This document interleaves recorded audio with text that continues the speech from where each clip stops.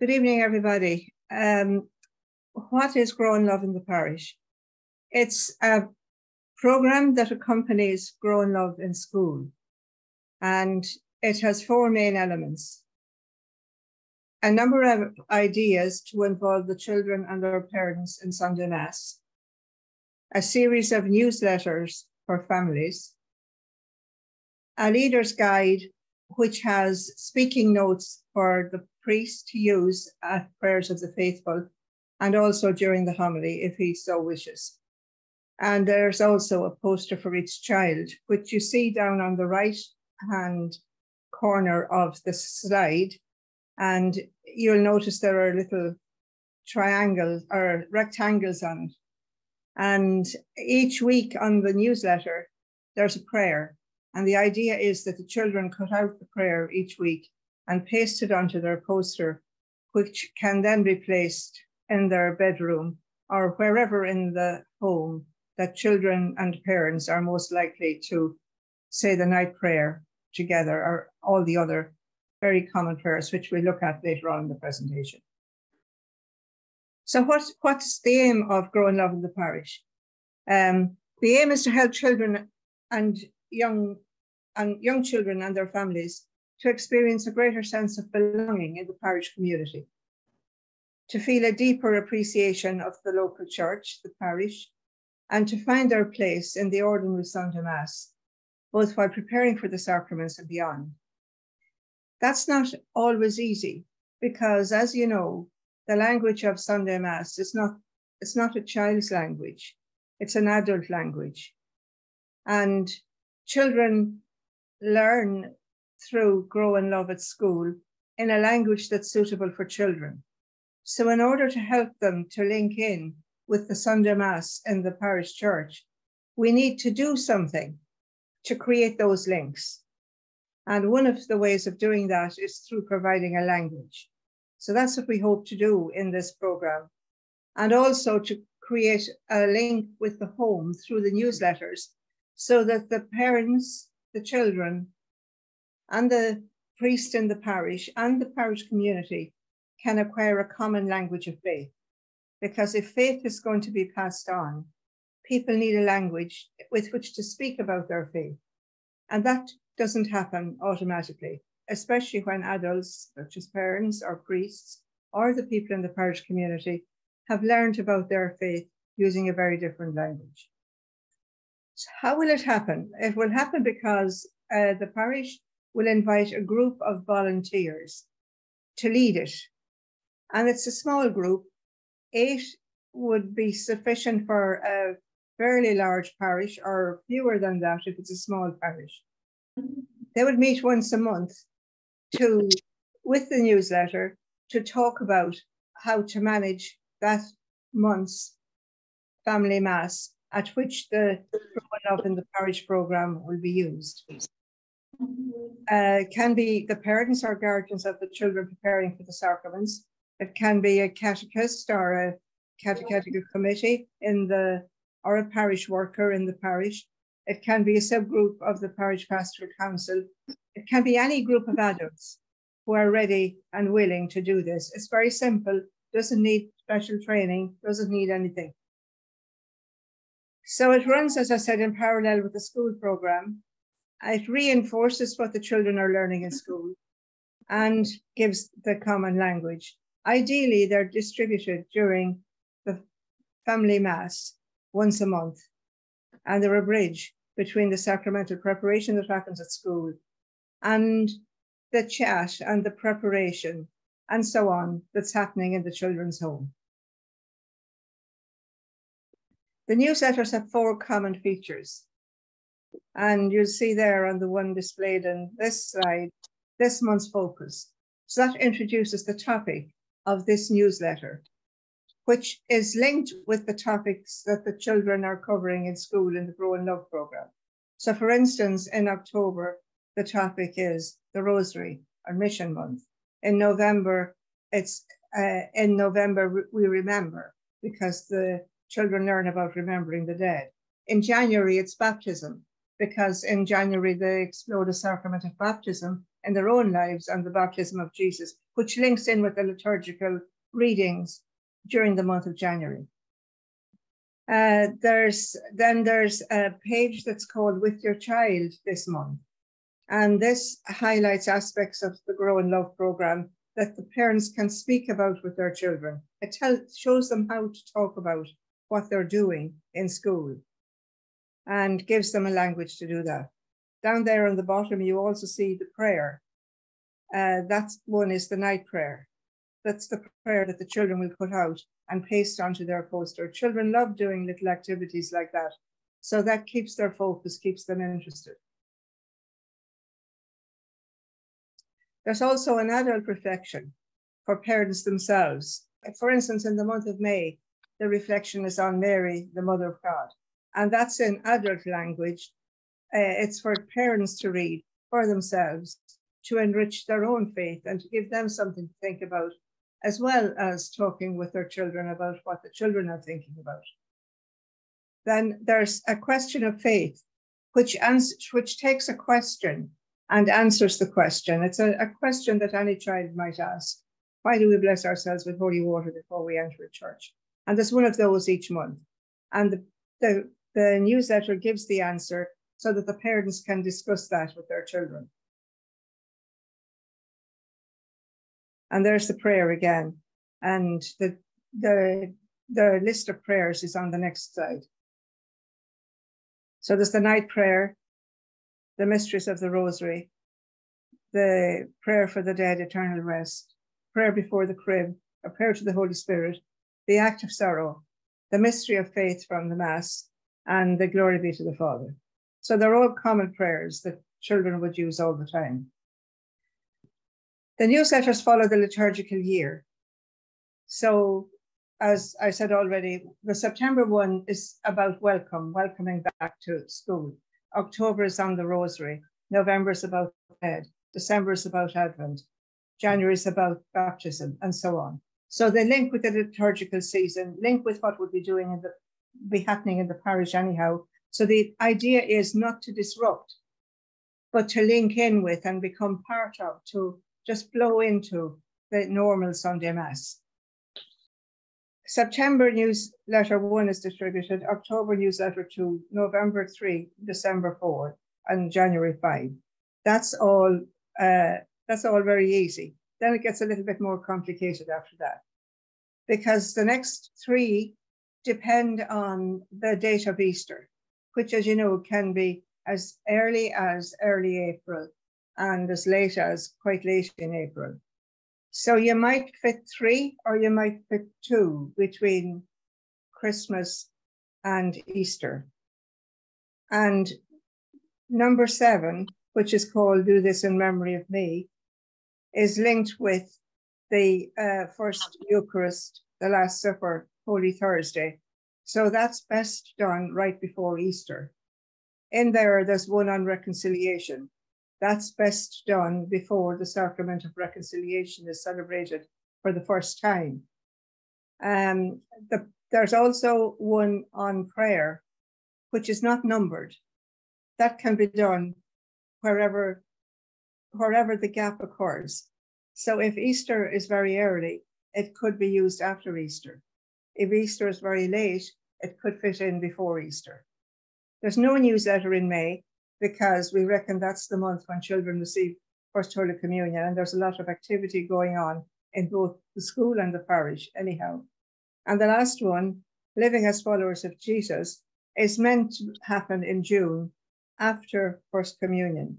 And it emphasizes the fact that there was a great build-up for the sacrament. Everybody was very excited. All the getting ready, all the learning, all the preparing. Now it's over, but it's not over, because now we have to live as followers of Jesus.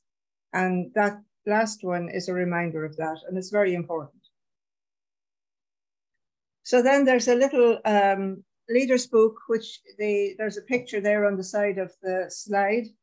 And this is for the priest and the parish leaders. So for the priest, it gives him notes that he can use during the Mass, where the Grow in Love and the parish leaflets are distributed. So it just provides notes which he can use or not use. He can read them if he wishes, or use them to help him prepare what he wants to say. So it helps him to introduce the key theme of the particular newsletter that's being given out this month. It gives him ideas for the homily and prayers that he can use during the prayers of the faithful, which hopefully either some of the children or their parents might read. And there's also included a note for the parish newsletter, so that the parishioners who attend this Mass are also aware of what's happening. And the last thing is in the leaders book, there are some notes for the leaders, the volunteers who will prepare the space in the church, have the newsletters ready to hand out, just a few practical things. Takes no great training or anything like that. It's all very much common sense. So we recommend that while the Grow in Love in the Parish program is going on, there's a prayer space in the church. It can be quite a small space in a little corner someplace. And each month, objects are placed in the prayer space that link in with the theme of the month. So again, in October, it might be a statue of Our Lady and a rosary beads. In January, holy water. And it suggests that the priest might bless that. It might be water that the priest might bless during the Mass. And it's possible to give a little bottle of holy water to each child going home. That's a suggestion, can happen. It's very nice if it does. And it links in with the thing in the newsletter about holy water and blessing ourselves and so on. There are lots of little suggestions like that that can enhance the program. But even if you decide not to do those things, the liturgical element can still take place and is still very useful. And the main function of this program, apart from all of that, is to create this common language of faith. So just a note there, because it came up in yesterday's presentation. What do you get and how do you get it? So you get the newsletters for children. They're 5 packs for 5 children are packed together, and they cost £25.99, so roughly €5 per child. That's the postcode if you want to order them online. Grow in Love in the Parish Leader book costs £5.99, and of course you get your parish discount. You can buy them online from www.veritas.ie, or you can call that number. And these slides were available for anyone who wants them, so that information should all be there. So that's it, very brief. I could say a lot more about it, but there isn't time in a short presentation like this. But if anybody has any questions, I'm very happy to answer them. Or if anybody wants to contact me afterwards, I'm happy to speak with them too. Thank you sincerely for a very comprehensive presentation, Maura. I now invite Father Tom to speak about his experience and the parish's experience of engaging with the programme last year. Okay, Justin, thank you. And welcome to everybody. I suppose I'd like to just begin by complimenting Veritas, first of all, on the Grow in Love programme. As many of us priests, and then you who are teachers that might be joining us, I know that the programme has been received very positively, both by teachers, by the pupils who use the book, and by the parents. And the parents especially find the parent section very positive and helpful. And I think this programme that can be done in church is also a very positive addition to the overall Grow in Love programme. It does, as Maura has said, very much reinforce what the children are learning in class and what they are learning at home with their parents. So it has that effect. So when either one of the coordinating members is going into the classroom, or you're going in yourself as a priest or leader, you will always find that this is not alien to the teacher, or most especially to the pupils. The other thing positive about it is that, and I was just working on that today, you can put on the various masses, and that will suit your own timetable. You know, okay, you'll have to do something in the month of October, you'll have to do something in the month of November, but you can pick the Sunday in which you will do it. So like if there's other sort of parish activities going on, you don't have to put those aside in order to put the Grow in Love. You can pick the Sunday that suits your church's timetable best. Also it's there to encourage the faith of the children and encourage the faith of the parents. And I think the newsletter does that very well. I used last year a group of parents from among the First Communion parents. And again, as Maura said, the meetings with them can be very simple. It's not very long or demanding. You would get all of your preparations done for the next Mass done in less than 3/4 of an hour. So there is a little bit of time there to talk with parents and do maybe a bit of catechizing in relation to their own faith or their encouragement in their own faith. The prayers of the faithful are by and large children friendly, and they can nearly be brought as they are to the teacher to get the children to prepare them and that they would be well versed in them. The newsletter, the parents complimented it. It gives them a language, first of all, that they can interact with their own children with, as well as something for their own faith development. Now, personally, and I mentioned this to Maura yesterday, I find trying to get the program up for September is impossible, because by the time you have meetings with parents and that, so I combine the first two, the welcome ceremony and the rosary one. So that's the choice for yourself. But I think that's the flexibility of the program compared a little bit to the Do This in Memory of Me. And apart from that, I would only encourage everybody to use it. It's that nice link, as we kept on talking about, between school, home, and parish. This is a space in which the parish can certainly engage with the children, while not in any way excluding other parishioners. So, and then of course, the sacred space, I just use it on the Sunday of the program. I don't leave, I don't add to it each Sunday. But again, there's that flexibility there within the program. So, as I said, thank you, Justin. Thank you, everybody. Great. Thank you, Tom, for your insights. Thank you, Tom. Thank you very much. And Father Ray, would you like to come in? Yeah, just maybe I'll add a few little things maybe to what Tom has already said, but I think I found it from the very beginning very attractive in that, for me, it joined up all the dots between school, home and parish, and a common language, and reinforcing that language was very important. I thought, it gelled very well with those three kind of legs of the stool, if you like. I do think also the fact that, as I said to the children, giving them the newsletter, it's homework for them, but it's also homework for their parents. And I think, it was important that it was happening in the home as well. And dare I say, I'm no doubt a little bit of catechesis happening too, where parents were engaging with their children and the program. So I thought that those aspects were very good of the program. The parish, I very gingerly kind of introduced that by way of maybe a prayer of the faithful, a welcome to the children and their families who are preparing for the sacraments this year, that kind of thing. And I'll explore that a bit more this year now, but I was kind of doing it very gingerly and that kind of thing. We'd always have something in the newsletter, when the other newsletters were going out as well, but in the parish newsletter, we'd highlight it there and pick it up in the Mass then as well, the different themes. Say, for example, now October, there's an emphasis on the rosary and the missions. We'll bless the beads at Mass, and they'll be given out to the children as well for use from October on as well.